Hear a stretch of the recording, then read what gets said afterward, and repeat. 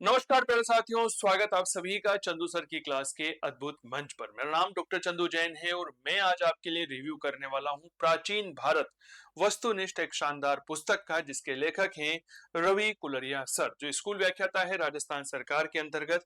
इनकी इस किताब का यह सेकेंड एडिशन है। 2024 में इन्होंने पुस्तकें लिखना शुरू किया। सबसे पहले प्राचीन भारत वस्तुनिष्ठ निकाली, समय की मांग हुई तो इन्होंने सेकेंड एडिशन इस पुस्तक का जुलाई के महीने में निकाला। इसका बहुत अच्छे से पढ़ा। तो चलिए एक बार इस किताब का रिव्यू करते हैं और जानते हैं कि यह किताब क्या हमारे लिए उपयोगी है, किस तरह से हम इस किताब का उपयोग कर सकते हैं, कौन कौन विद्यार्थी कर सकता है और इस किताब में नया क्या है। इन सब बातों के साथ बेहद विस्तार से चर्चा करते हैं। तो सबसे पहले तो ध्यान रखिएगा, यह जो नई किताब आई है, नई नहीं है, बेसिकली एक सेकंड एडिशन है किताब का। रवि कुलरिया जी के द्वारा है, जो स्कूल व्याख्याता है। प्राचीन भारत वस्तुनिष्ठ, ठीक है, ये बात थोड़ा सा ध्यान रखिएगा। चलिए देखिए, सबसे पहले कुछ बातें ध्यान रखिएगा इस प्राचीन भारत की पुस्तक के साथ में। ठीक है, आप में से अधिकतर इतिहास विषय के विद्यार्थियों के पास यह वाली किताब होगी, जिसका शायद उसका पहला एडिशन होगा। ठीक है, तो यह इसका दूसरा एडिशन आया है, ये बात ध्यान रखिएगा। तो चलिए इस किताब के बारे में बहुत विस्तार से परिचर्चा करते हैं। लगभग लगभग पूरी किताब को देखने के बाद पहले एडिशन की तुलना में इसमें लगभग 1000 से लेकर के 1200 प्रश्न नए जोड़े गए हैं। इसके अलावा अगर थोड़ी सी और बात करते हैं तो यह जून 2026 तक जितने भी पेपर इतिहास विषय से जुड़े हुए हैं, उन सभी परीक्षाओं के इतिहास के प्रश्नों को इसमें शामिल किया गया है। ठीक है, चलिए तो सबसे पहले एक बात याद रखेंगे कि यह इस पुस्तक का कौन सा एडिशन है। सेकंड एडिशन है। यह कब आया? यह आया जी जुलाई 2026 में आया है। क्या ये बात क्लियर हो गई? अगर मैं इसमें कुछ पेजेस की बात करता हूं कि सर इस पुस्तक में कुल पेज की संख्या कितनी है, क्योंकि विद्यार्थी अक्सर पेज की संख्या देखते हैं, तो याद रखना 464 पेज हैं जिनकी प्रिंटिंग हुई है। ठीक है, पेपर क्वालिटी बहुत अच्छी है, इसमें कोई दोराई नहीं है। प्योर ब्राइट पेपर काम में लिया गया है, प्योर व्हाइट पेपर काम में लिया गया है। अच्छा है, 70 जीएसएम के पेपर में साथ है, ये बात थोड़ा सा ध्यान रखिएगा। ठीक है, और अगर इसकी थोड़ी प्राइस की बात की जाती है कि सर इसकी प्राइस क्या रहने वाली है, तो प्राइस में जो है वह 350 रुपए इसकी प्राइस है। मार्केट में जो है ये 280 रुपए से लेकर के 300 रुपए के आसपास मिल सकती है। वेरी करता है कि आप ये किताब कहाँ से लेते हैं। जैसे मान लीजिए जयपुर, जोधपुर, कोटा से लेते हैं तो वहां पर सस्ती मिलेगी, लेकिन किसी ग्रामीण एरिया या ऐसे क्षेत्र से लेते हैं जहां पर पहुंचने में थोड़ा समय लगता है और ट्रांसपोर्टेशन का चार्ज लगता है, तो वहां पर थोड़ा पैसा जुड़ जाता है। तो लगभग लगभग 280 से रुपए से लेकर के 300 रुपए, कुछ जगह 310 रुपए के आसपास यह पुस्तक आपको मिल सकती है। क्या ये बात क्लियर हो गई? हाँ या ना का जवाब दीजिएगा। चलिए अब अगर हम थोड़ी सी और परिचर्चा इस पुस्तक के बारे में करने की कोशिश करते हैं। देखिए, यह पुस्तक जो है प्रारंभ से, यानी कि प्रारंभ यानी कि मानव की उत्पत्ति से लेकर के यहां तक शामिल की गई है, जिस टॉपिक को कहा गया है पूर्व मध्य का। ठीक है, कुल मिलाकर 19 चैप्टर है इस किताब में। 19 चैप्टर के अलावा एक जो है वह इन्होंने विविध के अंतर्गत शामिल किया है। ठीक है, विविध यानी कि कुल किताब 20 चैप्टर में बटी हुई है।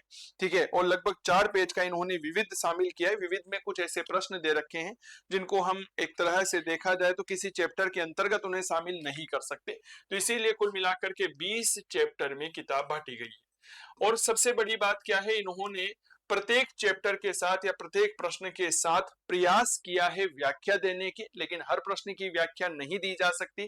तो कुछ प्रश्न की जिनकी व्याख्या दी गई है, तो उन व्याख्या का सोर्स यानी कि प्रूफ भी इन्होंने जो है वह क्या किया है, हमारे सामने रखा है कि ये हमने कहां से लिया है। चाहे उपिंदर सिंह की किताब हो, जय नारायण व्यास की या जय नारायण शर्मा की किताब हो, या कोई दूसरी किताब हो सकती है जिसका सहारा इन्होंने लिया है। क्या बात के लिए एनसीईआरटी क्लास 12th है, उनकी किताब का सहारा भी इन्होंने लिया है। इसके अलावा झा श्रीमाली प्राचीन भारत की एक अद्भुत किताब है, उसका सहारा इन्होंने लिया है। ठीक है, ये बात थोड़ा सा ध्यान रखिएगा। और कुछ कुछ प्रश्न तो ऐसे हैं, जब इस किताब को मैं देख रहा था तो मुझे पता चला कि कुछ विवादित प्रश्न ऐसे आते हैं जिन पर इन्होंने 1 से लेकर 2 और कहीं कहीं पर तो 3 रेफरेंस देने की कोशिश की। क्या ये बात क्लियर हो गई? हाँ या ना का जवाब दीजिएगा।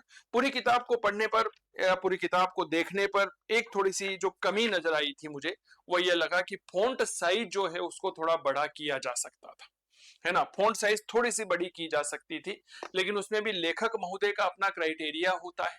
अपना क्राइटेरिया किस तरह से होता है वो मैं आपको बताता हूं। अगर फॉन्ट साइज बड़ी करते हैं तो किताब की सेटिंग में परिवर्तन करना पड़ता है, और जो यह किताब अभी 464 पेज की बनी हुई है, यह किताब हो सकता था 500 पेज तक चली जाए, तो फिर लागत बढ़ती है, तो हर विद्यार्थी उसे अफोर्ड नहीं कर सकता है, ये बात ध्यान रखिएगा। ठीक है, तो इस तरह से ये किताब है। अब आइए कुछ बातों को समझने की कोशिश करते हैं कि आखिरकार इस किताब में ऐसा क्या दे रखा है कि यह हमें पढ़नी चाहिए। चलिए देखिएगा, देखिए साहब, किताब के परिप्रेक्ष्य में अगर थोड़ी सी बातें करता हूं तो यह किताब का हमने कुछ पीडीएफ यहां पर तैयार की है ताकि एक अच्छे से रिव्यू किया जा सके पुस्तक का, है ना, निष्पक्ष रिव्यू करने का प्रयास किया गया है। हिस्ट्री 360 इनका चैनल है। ठीक है, ये बात ध्यान रखिएगा। अच्छा, एक प्रश्न विद्यार्थी अक्सर पूछते हैं कि सर जब पहला एडिशन था तो दूसरा एडिशन निकालने की आवश्यकता क्यों पड़ी। पर दोस्त, दूसरा एडिशन निकालने की आवश्यकता इसलिए पड़ी, समय बदल रहा है, पैटर्न बदल रहा है, रणनीति बदल रही है, तो फिर आखिरकार हम पुराना क्यों पढ़े। क्या ये बात क्लियर हो गई। इसीलिए अपने आप को अपडेट करना चाहिए। इतिहास विषय में पहले प्रश्न किस तरह के आते थे। अगर किसी शिक्षक ने या किसी विद्यार्थी ने या किसी लेखक ने 2020-21 में कोई किताब लिखी, कोई कोर्स बनाया, कोई भी XYZ कार्य किया, काफी पुराना हो गया, तो भाई वो अब इस समय वर्तमान में जिस तरह के पैटर्न विभिन्न आयोग के द्वारा पूछे जा रहे हैं, तो वहां पर उनका कोई रिलेवेंस नहीं रह जाता। इसीलिए पुस्तकों को भी अपडेट करने की आवश्यकता पड़ती है, कोर्स को भी अपडेट करने की आवश्यकता पड़ती है। इसीलिए इन्होंने यह नया सेकंड एडिशन निकाला। लगभग लगभग इतिहास विषय की सभी भर्ती परीक्षाओं को इन्होंने शामिल किया है, चाहे वो राजस्थान में हो। राजस्थान में हाल ही में सेकंड ग्रेड का पेपर हुआ था SST का, उसमें इतिहास के बड़े शानदार प्रश्न पूछे गए, उनको भी शामिल किया है। असिस्टेंट प्रोफेसर फर्स्ट ग्रेड हो गया, उत्तर प्रदेश हो गया, इसके अलावा हरियाणा एचटेट के प्रश्नों को शामिल किया है। KVS NVS के तमाम तरह की इतिहास विषय की भर्ती परीक्षाओं को इन्होंने शामिल किया है। अधिकांश प्रश्नों की व्याख्या देने की कोशिश की है, ये बात थोड़ा सा ध्यान रखिएगा। अब देखिए, बात आई है नएपन की, इसीलिए मैं इतिहास के नए कोर्सेज आपके लिए लेकर आता रहता हूं। ठीक है, पूरी तरह से नए हैं, अपडेटेड हैं। आप इन्हें ज्वाइन कर सकते हैं चंदू सर की क्लास के मंच से। गूगल प्ले स्टोर से आज ही डाउनलोड करें चंदू सर की क्लास, जहां पर रक्षाबंधन के अवसर पर एक शानदार ऑफर हमने दे रखा है इतिहास के सभी नए और अपडेटेड कोर्सेज पर, जो लाइव और रिकॉर्डेड फॉर्मेट में उपलब्ध है। 51% तक का डिस्काउंट है। यह डिस्काउंट 26 से लेकर 31 अगस्त तक उपलब्ध रहेगा। हमारा आदर्श वाक्य भी यही है, नया पैटर्न है, नई रणनीति है, फिर पुराना क्यों, इसीलिए नया पढ़े। ठीक है, इसीलिए मैं अक्सर कहता हूं कि भैया पहले इस्तेमाल करिए फिर विश्वास करिए। ठीक है, ऐसा पढ़ना चाहिए जिसको पढ़ने के बाद में पछतावा नहीं होना चाहिए, ये बात ध्यान रखिएगा। चलिए इस रिव्यू को एक शानदार तरीके से आगे बढ़ाने की कोशिश करते हैं। प्राचीन भारत वस्तुनिष्ठ है, कौन कौन सी परीक्षाओं के लिए उपयोगी बताई गई है कि साहब PGT है, TGT है, असिस्टेंट प्रोफेसर है, नेट JRF है, सिविल सेवा परीक्षाओं की तैयारी कर रहे हैं तो उनके लिए उपयोगी है। रवि कुलरिया है, शिक्षा विभाग राजस्थान से, फर्स्ट ईयर लेक्चरर है, इनके द्वारा यह लिखी गई है। प्राचीन भारत वस्तुनिष्ठ सेकंड एडिशन है, जुलाई 2026 में आया है। ठीक है, ये बात थोड़ा सा ध्यान रखिएगा। MRP 350 रुपए है। मैंने आपको पहले ही बता दिया है कि लगभग लगभग यह पुस्तक जो है 280 से 300 रुपए के आसपास आपको मिल जाएगी। ऑनलाइन मंगवाना चाहते हैं तो mittalbookdepot.in पर संपर्क करके आप मंगवा सकते हैं। अमेजन, फ्लिपकार्ट, अपना बुक स्टोर, यहां पर भी यह उपलब्ध है। चलिए थोड़ा सा इसकी अनुक्रमणिका को देखने की कोशिश करते हैं। पहला अध्याय इन्होंने शामिल किया है प्राचीन भारत का इतिहास के स्रोत, साहित्य, पुरातात्विक सिक्के, अभिलेख और विदेशी यात्रियों के विवरण। दूसरा इन्होंने शामिल किया है प्रागैतिहासिक काल, आद्य इतिहास, पाषाण काल, ताम्रपाषाण, महापाषाण काल। तीसरा चैप्टर यह लेते हैं हड़प्पा सभ्यता, सिंधु घाटी की सभ्यता। काफी अच्छे प्रश्न यहाँ पर है। वैदिक सभ्यता है, जैन धर्म है, बौद्ध धर्म है, आजीवक है और अन्य संप्रदायों के सवाल यहाँ पर है। फिर महाजनपद काल है जिनमें 16 महाजनपद। यहीं पर इन्होंने मगध राजवंश के सवालों को शामिल किया है। किसको शामिल किया है, याद रखिएगा, मगध राजवंश, जिसमें हर्यक है, शिशुनाग है और नंद है। इसके बाद सिकंदर का आक्रमण है। ठीक है, ये आपके सिलेबस का हिस्सा है। मौर्य साम्राज्य में काफी अच्छे सवालों को लगभग लगभग जो है वह 36 पेज में इन्होंने शामिल किया है। फिर मौर्योत्तर काल है। मौर्योत्तर काल में सुंग, कण्व, सातवाहन, इंडो ग्रीक, कुषाण, पश्चिमी क्षत्रप। मौर्योत्तर काल में समाज, अर्थव्यवस्था और संस्कृति को यह शामिल करते हैं। गुप्त काल, में अद्भुत सवाल, गुप्त वंश, वाकाटक वंश और वत्सगुल्लम वंश जो है इनको भी यहीं पर शामिल किया है। उत्तर गुप्त काल में वर्धन वंश, मोखरी, परवर्ती गुप्त है, मैत्रक है, कश्मीर के वंश है जिसमें करकोट है, उत्पल है, यशभास्कर, लोहार राजवंश है। संगम काल यानी कि दक्षिण भारत जो है उसको शामिल किया है जिसमें संगम साहित्य, चेर, चोल, पांडे को शामिल किया है। दक्षिणी भारत में भक्ति परंपरा क्या है, अलवार, नय और लिंगायत और वीर शैव क्या है। अब दक्षिण भारत के संदर्भ में इन्होंने दक्कन और दक्षिण भारत का अलग से अध्याय बनाया है जिसमें चालुक्य वंश, पल्लव वंश, चोल वंश, राष्ट्रकूट वंश, शैण उदेश वंश, देवगिरी के यादव, काकतीय और होयसल वंश को शामिल किया है। प्राचीन भारत में मंदिर स्थापत्य है, स्थापत्य कला है, मूर्ति कला का विकास है। विदेशों में भारतीय संस्कृति का प्रचार है। इसके अलावा प्राचीन भारत में शिक्षा व्यवस्था को शामिल किया है। फिर बात आती है राजपूत और अन्य राजवंशों की जिसमें गुर्जर प्रतिहार वंश है, चौहान वंश है, चालुक्य सोलंकी वंश है, चंदेल वंश है, परमार गढ़वाल है, कलचुरी चेदी राजवंश है, पाल वंश है, सेन वंश है। पूर्व मध्यकालीन भारत है, समाज, अर्थव्यवस्था, संस्कृति है और यह 20वां चैप्टर जिसे विविध का नाम दिया है। तो इस तरह से कुल मिलाकर के प्रिंटिंग पेज है 464। ठीक है, चलिए अब कुछ प्रश्नों का सैंपल मैं आपको यहाँ पर दिखाता हूं कि है ना कि यह किस तरह से हमारे लिए उपयोगी बनता है।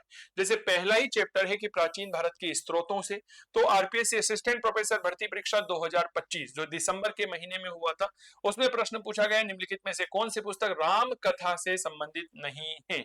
दशरथ जातक, पहुमचर्यम, इराम अवतारम, तो प्रकीर्त प्रकाश इसका जवाब है। फिर इन्होंने इसकी व्याख्या दे रखी है विस्तृत। फिर इन्होंने सोर्स दे रखा है कि भैया हमने यह सोर्स इस किताब से लिया है। क्या ये बात क्लियर हो गई। फिर इसी तरह से एक प्रश्न है महाभारत के जैन संस्करण में किस तीर्थंकर की केंद्रीय भूमिका है, तो अरिष्ट नेमी की है। इसमें भी उपिंदर सिंह का सोर्स इन्होंने लिया है। ठीक है, नेट दिसंबर 2025 का प्रश्न है, आरपीएससी फर्स्ट ग्रेड 2024 का प्रश्न यहाँ पर शामिल किया गया है। इसी तरह से प्राचीन भारत में राजनीतिक विचार और संस्थाओं के लेखक जो मध्य प्रदेश सेट एग्जाम 2024 में पूछा गया उस प्रश्न को भी लिया है, आरपीएससी फर्स्ट ग्रेड है। हिमाचल प्रदेश HPSC AP 2025 में जो पेपर हुआ उसको शामिल किया है। ठीक है, ये बात याद रखना, असिस्टेंट प्रोफेसर के हैं। इसके अलावा अगर आप देखते हैं एनटीए नेट, ठीक है, आरपीएससी असिस्टेंट प्रोफेसर 2023 है। ठीक है,